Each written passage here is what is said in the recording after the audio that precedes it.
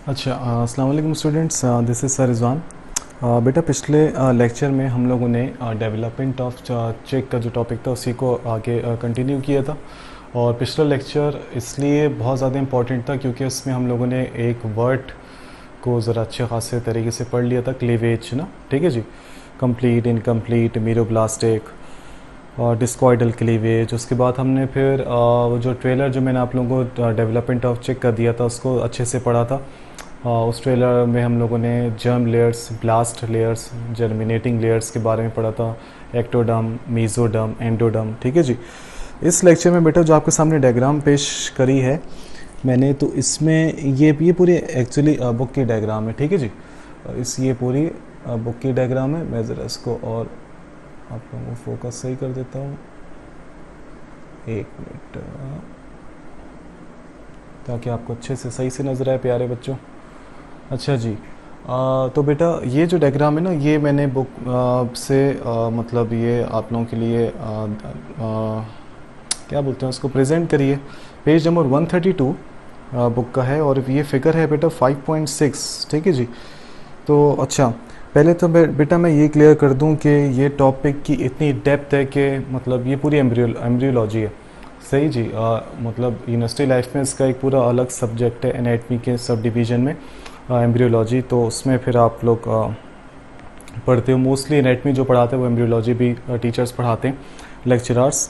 तो जो मेन मकसद है कहने का वो ये है कि यकीन जानो, ये बहुत ज़्यादा जितना पढ़ते रहोगे उतना ज़्यादा फिर इसमें चीज़ें निकलती जाती हैं। ठीक है जी। तो बुक से, सिंटेक्स बुक बोर्ड्स में से इस टॉपिक से ये शिकायत है कि चीज़ों का जिक्र है तो डायग्राम नहीं है, और जहाँ होनी चाहिए थी मतलब, और जो चीज़ें लिखनी चाहिए थी वो चीज़ों का जिक्र नहीं है। ठीक है जी। तो मतलब जो कुछ एटलीस्ट बेसिक चीज़ें, और कभी तो इतना आगे तक बढ़ गए, इतना एडवांस तक कि वो उसकी एटलीस्ट पिक्चर तक नहीं है। और आप लोगों को पता है बेटा, biology without picture, specially in these topics, is nothing ना। पढ़ने में प्रॉब्लम होती है, पढ़ाने में प्रॉब्लम होती है। मोस्ट इंपॉर्टेंटली जब पढ़ाने में प्रॉब्लम होती है तो जाहिर सी बात है, मतलब अगर मैं बोर्ड लेक्चर की बात करूँ तो व्हाट आई डू इज़ कि मैंने इस टॉपिक के लिए आप लोगों के लिए अच्छी खासी वीडियोस, मतलब 17-18 वीडियोस अराउंड करी थी, 17 वीडियोस अराउंड डाउनलोड करी थी। तो जो मुझे अच्छी लगी थी, लेकिन उसमें से और मैंने आप लोगों के लिए एक्सट्रैक्ट कर लिए कम से कम, ताकि मैं इंशाल्लाह कमिंग लेक्चर्स में आप लोगों को उसके हिसाब से भी समझाऊँ। पहले से बता देता हूँ कि देखो, इस टॉपिक के बाद जो हमारा जो टॉपिक है जिसको आगे कंटिन्यू करेंगे आज, न्यूरोलेशन, जिसमें आप लोगों का आप लोग पूरा देखते हो कि जो नर्वस सिस्टम है वो किस तरह डेवलप है, फिर हार्ट है, और काफ़ी पिक्चर्स है, सोमाइट्स का जिक्र है। ठीक है जी। तो उसको फिर पिक्चर से ही अच्छे समझा, मतलब जो इंटरनेट से जो पिक्चर्स डाउनलोड होती हैं, तो वो सब डाटा मैंने सोचा कि ये थोड़ा सा आज आप लोगों को मैं इसका ट्रेलर दे देता हूँ इन सब चीज़ों का, क्योंकि हम लोगों ने, समझ लो, as per syntax book board हम लोगों ने 90% तो पढ़ लिया। जो रिमेनिंग 10% इसमें बहुत सारी चीज़ें बताने के लिए पूरी कोशिश करूँ आज के लेक्चर में भी बताऊँ। उसके अलावा भी फिर मैं आपको एक लैपटॉप से, जो जैसे मैं लेक्चर्स पहले बनाता था एक आध लेक्चर में, वैसे ही मतलब एक लेक्चर में मैं पूरी कोशिश करूँगा कि आप लोगों को एक्टोडर्म, एंडोडर्म, मीजोडर्म, उनकी pictures, primitive streak, Hansen's note या प्रिमिटिव नोट जिसको हम कहते हैं, सोमाइट्स, और वो हार्ट किस तरह बना, वो पूरा चेक, प्लस उसके आर्ट्स बुक में काफ़ी हद तक गिवन है, वो भी आपको करने, वो भी बता दूंगा कि किस तरह करने, कि कौन से आर में क्या क्या चीज़ें हो रही हैं। इतना डेप्थ भी नहीं जाना, जो एटलीस्ट बुक में जो आर्स हैं कि यार कितने घंटे इंक्यूबेशन पीरियड के बाद, 18 घंटे या 24 घंटे, तो ज़्यादा जिक्र नहीं है आर्स का, लेकिन फिर भी यू शुड नो। तो वो जो बेसिक चीज़ें वो फिर मैंने कहा था उसकी एक प्रेजेंटेशन भी बना के आपको दिखा दूंगा। उससे पहले इतना कर लो कि आप लोगों को अच्छी खासी चीज़ें आपको समझ में आ जाएं आज की क्लास में। लेकिन अल्हम्दुलिल्लाह माशाअल्लाह से हम लोगों ने जितना अभी तक पढ़ा है उतना बुक के हिसाब से मोर देन इनफ है।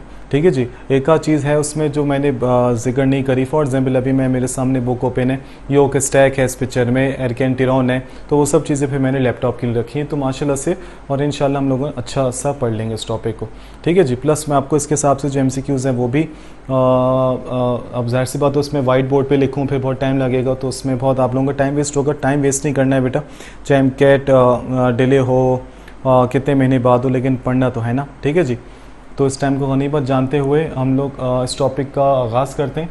ये जो टॉपिक है ना बेटा, अब ज़रा टिपिकल है। अब तक तो हमने समझो बहुत आसान पढ़ लिया। आपकी जो गेस्टुलेशन है उसको आगे अगर फर्दर कंटिन्यू करें तो ये थोड़ा सा टिपिकल हो जाती है, उसके बाद ज़रा ज़्यादा टिपिकल हो जाती है जब जिक्र आता है सोमाइट्स वगैरह का, नर्वस सिस्टम का। ठीक है जी, परेशान नहीं होना, जितना आसानी से बता सकता हूँ मैं आपको बताता हूँ। अच्छा बेटा, सबसे पहले तो ये थोड़ा सा फ्लैशबैक, अपना थोड़ा सा रिव्यू। जो हम लोगों ने एग का जिक्र किया था, सबसे आउटर मोस्ट मेम्ब्रेन कौन सी थी बेटा उसमें, जो थिन होती है, अल्ट्रा माइक्रोस्कोपिक कवरिंग, सॉरी। ठीक है जी, तो उसका नाम क्या था, ब्लूम या क्यूटिकल। उसके बाद आती है क्या चीज़ बेटा, कैलकेरियस शेल का, कैल्शियम कार्बोनेट CaCO3। फिर आती है आपकी एक्सटर्नल शेल मेम्ब्रेन, फिर आती है आपकी इंटरनल शेल मेम्ब्रेन, फिर आता है आपका एल्बुमिन जो कि एक प्रोटीन है। ठीक है जी, उसके बाद फिर आता है आपका उसी के अंदर फिर आपका वाइट ही हो गया, थिक और थिन। ठीक है जी, और थिन फिर थिक, इनर जो होता है वो थिक है। उसके बाद फिर वाइटिलाइन मेम्ब्रेन थी। वाइटिलाइन मेम्ब्रेन के अंदर एक लिविंग पार्ट था जिसको हम लोग ब्लास्टोडिस्क या जर्मिनल डिस्क कहते हैं। ठीक है जी, उसके नीचे पूरा योग था। उसके बाद फिर मैंने आपको बताया था वो जो सारा जो काम होता है वो ब्लास्टोडिस्क के जर्मिनल डिस्क में होता है। ठीक है जी, फिर मैंने आपको जिक्र किया था कि वो जो क्लेवेज होती है, सही बहुत समराइज करके बता रहा हूँ, टाइप्स ऑफ एक्स में मैं नहीं जा रहा, वो पिछले लेक्चर में हम पढ़ चुके हैं, बेसिक चीज़ों को रिव्यू बता रहा हूँ। फिर मैंने आपको बताया था cleavage, the repeated mitotic divisions in the cells of the blastodisc, in the area of the blastodisc. ठीक है जी, ड्यूरिंग एम्ब्रियो डेवलपमेंट। ठीक है जी, उसके बाद हम लोगों ने क्लीवेज को में हम लोगों ने पढ़ा था। फिर फर्स्ट टू क्लीवेज में 4 सेल्स बनते हैं, थर्ड क्लीवेज में 8 सेल्स बनते हैं। उसके बाद जो क्लीवेज होती है वो इरेगुलर होती है, जो रिमेनिंग क्लीवेज होती है उसकी वजह से साइटोप्लाज्मिक लोकलाइजेशन बन जाती है। ठीक है जी, उसके बाद फिर एक सॉलिड बॉल ऑफ सेल्स बनता है या सॉलिड मास ऑफ सेल्स बनता है। उन सेल्स को आप ब्लास्टोमेयर कह सकते हो, सिंगुलर फॉर्म में, प्लूरल फॉर्म में वो ब्लास्टोमेयर्स हो गए, या ग्रुप ऑफ सेल्स कह दो।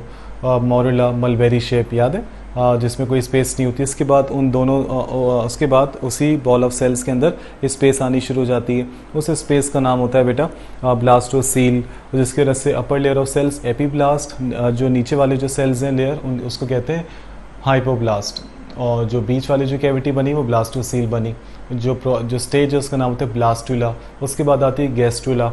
जो गैस्ट्रुला होती है बेटा उसमें इन्वेजिनेशन होती है एपीब्लास्ट लेयर ऑफ सेल्स की, जिसकी वजह से सेल्स नीचे की तरफ इन्वेजिनेशन मतलब माइग्रेट करते हैं टूवर्ड्स हाइपोब्लास्ट। उसके बाद जो एपीब्लास्ट है वो आगे जाके एक्टोडर्म बनाती है। फिर जो माइग्रेटिंग सेल्स है वो मेसोडर्म लेयर है। और उसके बाद जो नीचे जो सेल्स हैं वो जो कंप्लीट फॉर्म हुए हैं उनको हम लोग कहते हैं हाइपोब्लास्ट, जो कि आपको ये इस टॉपिक के हिसाब से एंडोडर्म। ठीक है जी, क्योंकि टॉपिक हमारा डेवलपमेंट ऑफ चिक है, ये ना भूलना, सही है। तो उसके बाद फिर मैंने आपको बताया था उसी इन्वेजिनेशन की वजह से एक स्ट्रीक बन जाती है, एक नॉट लाइक नहीं, आप कह सकते हो एक लंबा पतला स्ट्रक्चर, बिल्कुल बारीक ट्यूब की तरह, लाइन की तरह एक ग्रूव, एक डिप्रेशन पड़ जाता है, प्रिमिटिव ग्रूव भी कहते हैं। और एक पूरा जो एक क्लेविज टाइप की या एक क्लेविज फरो टाइप की है जो एक पूरी लाइन बन जाती है उसको प्रिमिटिव स्ट्रीक कहते हैं। वो सामने से एंटीरियरली उसको उसके साथ उसका जो गढ़ा होता है, जो ग्रूव होता है या जो डिप्रेशन आप कह लो, या बहुत आसानी से उसको एक नॉट लाइक स्ट्रक्चर कह लो, उसको हम लोग प्रिमिटिव नॉट या हैंसन्स नोट कहते हैं। ठीक है जी, बताने वाली चीज़ें तो बहुत सारी बेटा, उसको देखते रहना, पर बस मिक्स नहीं कर जाना बस। तो ये जो टॉपिक है ना बेटा, ये हम लोगों ने देखो हमारे पास इसी हम लोगों ने जो हमारी जो गैस्ट्रुलेशन चल रही उसी को उन्होंने आगे कंटिन्यू किया बुक में भी। एक्टोडर्म लेयर ये वाली लेयर है सबसे बाहर वाली, ठीक है जी। उसके बाद बीच वाली कौन सी बेटा, मेसोडर्म, सही है जी। इंटरनल मोस्ट कौन सी थी बेटा, एंडोडर्म। परेशान बच्चे इसलिए टॉपिक में हो जाते हैं, फिर हमें टीचर्स को भी प्रॉब्लम होती है फिर उनको बताने में, क्योंकि वो मतलब इस तरह परेशान हो जाते हैं कि पूरा सत्यानाश हो जाता है कॉन्सेप्ट का। तो बेटा कॉन्सेप्ट को बिल्कुल ना डाउन होने नहीं देना। व्यूज़ हैं, transverse views, interior posterior view, ठीक है जी, सामने से पीछे की तरफ। तो व्यूज़ के हिसाब से वो चीज़ होती है, चीज़ तो वही रहेगी ना बेटा। मतलब फॉर एग्जांपल मुझे आप यहाँ से देखो, इंटीरियरली देखो, पोस्टीरियरली देखो, मैं रहूँगा तो इंसान ना, ठीक है जी। तो व्यूज़ के हिसाब से वो ना, आप अगर इंटरनेट पे डायग्राम्स देखो, बुक्स में देखो, तो परेशानी ना चीज़ वही है बेटा। इंटीरियर पोस्टीरियर का तब पूछा नहीं जाता, ना कोई जिक्र है। मेन चीज़ जो आपको पता होनी चाहिए उतनी ही बता रहा हूँ, ठीक है जी। ज़्यादा इसलिए अभी नहीं क्योंकि मुझे पता है being a teacher step by step, मतलब स्टेप वाइज किस तरह चलना है, ताकि आप लोगों का कॉन्सेप्ट ना आगे पीछे ना हो जाए। वो बहुत बुरा एक मैकेनिज्म होता है, इससे बहुत अच्छा है कि स्टेप वाइज चलो। तो बेटा इसी को हमने इस व्यू से देखा, तो हम लोगों ने देखा कि एक्टोडर्म नज़र आ रही है, मेसोडर्म नज़र आ रही है, एंडोडर्म नज़र आ रही है। जो कैविटी थी उस टाइम पे उसको ब्लास्टोसील कह रहे थे, अब ये प्रॉपर सिलोम है। सिलोम का मतलब आपको पता होगा बेटा, किंगडम एनिमिलिया में इसका जिक्र है। सिलोम का मतलब होता है बॉडी कैविटी, जहाँ पे ऑर्गन्स मतलब एम्बेड होते हैं, बॉडी कैविटी, सिलोम। अच्छा सर ये वाले जो स्टेप है इसमें दो नई चीज़ें आ गई, एक आ गई न्यूरल ट्यूब, एक आ गई नोटोकॉट। सही जी। ये भी जिक्र है थोड़ा बहुत। आप कहते हो कि सर आप जिक्र इतना करते हैं, लेकिन क्या करें यार, ऐसे ही पढ़ाना पड़ता है। मतलब कम से कम अगर मैं कहूँ हमारा तरीका तो यही, बाकी का नहीं पता बेटा, ना बाकियों से गर्ज है। उनका टॉपिक क्या है, मेरा मकसद ये कि आसान तरीन आपको चीज़ें बता दूँ। और एक नोटोकॉर्ड पढ़ी थी हमने फर्स्ट किंगडम एनिमिलिया में, एक नर्व कॉर्ड पढ़ी थी, बहुत सारी चीज़ें। अच्छा बेटा ज़रा देखना, अभी जितना बता रहा हूँ सिर्फ उतना देख लो, ताकि जब बुक की डिटेल पढ़ोगे फिर वो चीज़ें समझ में आ जाएंगी।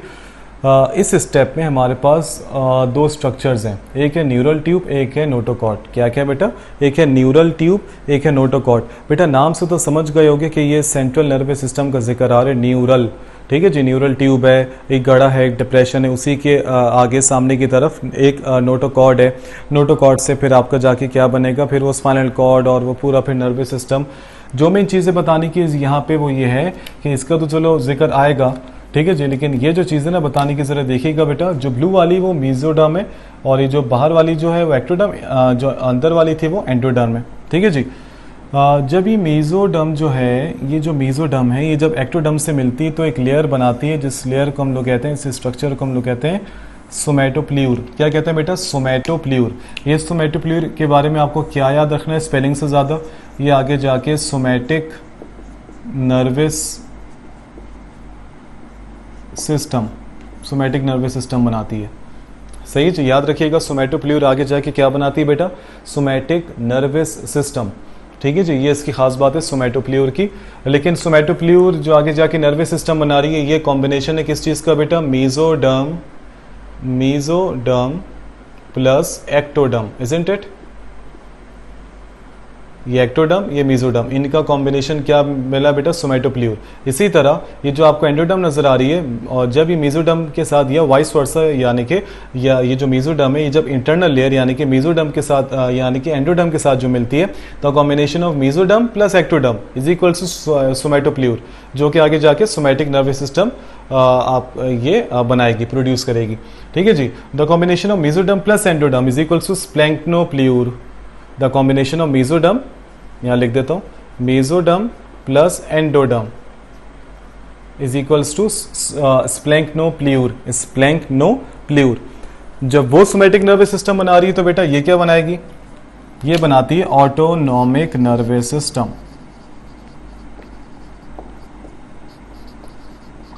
जिन बच्चों ने मेरे मतलब चैप्टर नंबर 3 पढ़ा हुआ है, जिनको मैंने पढ़ाया हुआ है, चाहे फिजिकल क्लासेस हो, चाहे वो आपकी अल्लाह भला करे ऑनलाइन क्लासेस, उनको याद होगा बेटा, मैंने एक चार्ट बनवाया था बुक से।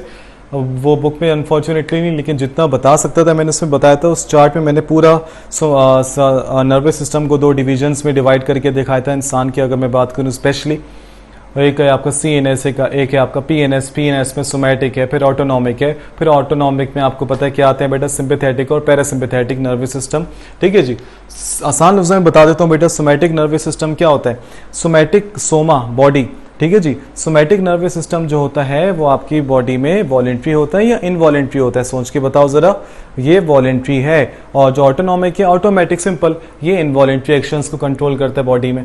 ठीक है, अब उसके डिटेल में नहीं जाएंगे, वो पूरा चैप्टर नंबर 3 था। सही जी। अच्छा, तो मेन चीज समझ में आई आपको बेटा, मैं क्या बताने की कोशिश कर रहा था। ये जो डायग्राम है इसमें तो कहने को बहुत सारी चीजें बेटा, इसमें तो मेसोडर्म के ही बुक में मतलब होती, जो वो पूरा ब्लैकिश है, कोई कलर्स की भी वो नहीं। कभी कभार ना बहुत ज़्यादा प्रॉब्लम हो जाती है सिन टेक्स्ट बुक बोर्ड से पढ़ाने में, इसलिए क्योंकि वहाँ पे कलर्ड पिक्चर्स नहीं। लेकिन फिर भी मेरा शुरू से प्राइम फोकस रहता है कि पहले सिन टेक्स्ट बुक बोर्ड, ठीक है, उसमें जो चीज़ें नहीं वो पढ़ाना हमारा काम है और पढ़ना आपका फ़र्ज़ है। ठीक है जी। यहाँ पे इन्होंने कुछ सोमाइट्स का जिक्र किया। अभी मैं कुछ सोमाइट्स वगैरह नहीं बता रहा, वो मैं अगली पिक्चर में ही, अगले लेक्चर में ज़रूर बताऊंगा। ठीक है जी, जो इसी की बात कंटिन्यू होगा। फिलहाल बताने का मकसद ये था कि बेटा एक्टोडर्म और मेसोडर्म को मिला के जो लेयर आगे जाके गैस्ट्रोलेशन, ये पूरा प्रोसेस क्या हो रहा है बेटा, गैस्ट्रोलेशन इन चेक एम्ब्रियो। ठीक है जी। Mesoderm plus ectoderm is equal to somatopleure, ये आगे जाके सोमैटिक नर्वस सिस्टम बनाएगी। मेसोडर्म प्लस एंडोडर्म, ये आगे जाके ये कौन सी लेयर बनाती है, स्प्लैंक्नोप्ल्यूर सॉरी, ये आगे जाके ऑटोनॉमिक नर्वस सिस्टम बनाती है।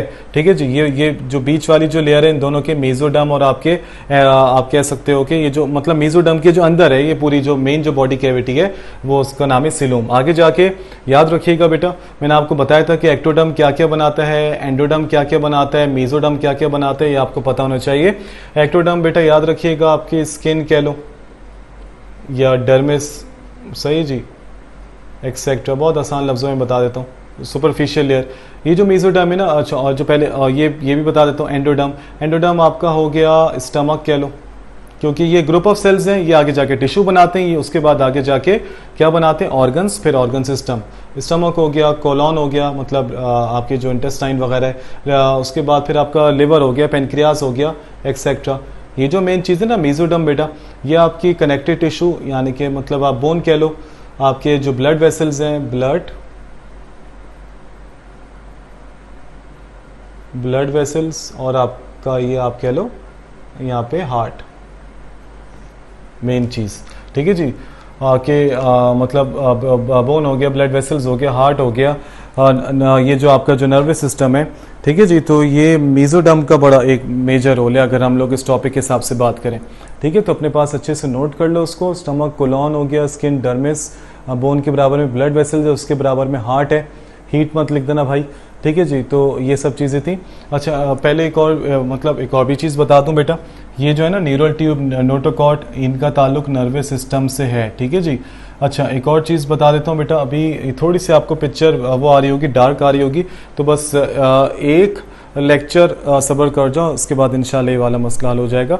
एक ट्राई मारी थी कि ज़रा लाइट का जो यहाँ पे जो प्रॉब्लम आ रही थी वो नहीं आए, तो बस इंशाल्लाह एक दिन रुक जाना, मतलब एक लेक्चर की बात है, उसके बाद आपको प्रॉपर लाइट मिलेगी। बताना फ़र्ज था, इसलिए ज़रूर आपको मैंने कन्फर्म कर दूँ। ठीक है जी। यहाँ तक बात समझ में आ गई बेटा। तो सोमैटोप्ल्यूर हो गया, स्प्लैंक्टोप्ल्यूर हो गया, एंडोडर्म, एक्टोडर्म, मेसोडर्म। ठीक है जी। अच्छा, एक और चीज़ थी, मैं वो बुक से भी मैं देख रहा था कि योग स्टैक है। हाँ, ये जो बुक में जो लेबलिंग है ना बेटा, इन दोनों लेबलिंग्स को बुक में लिखा हुआ है। अच्छा, वो याद आ गया, काफ़ी देर से सोच रहा था मैं। इन दोनों लेबलिंग्स को बुक में लिखा हुआ है एक्स्ट्रा एम्ब्रियोनिक मेम्ब्रेन ना,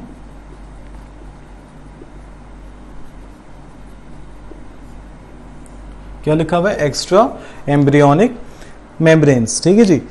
ये सब जो जितनी भी लेयर्स है ना बेटा, सोमैटोप्ल्यूर, स्प्लैंक्टोप्ल्यूर, इसके अंदर आपका मतलब ये जो एक्टोडर्म, एंडोडर्म, ये जो मेसोडर्म है, ये जो इनको हम लोग एक्स्ट्रा एम्ब्रियोनिक मेम्ब्रेन्स भी कहते हैं। ठीक है जी। जैसे आप लोगों ने नाम सुना होगा इस वर्ड का, एलेंटॉइस,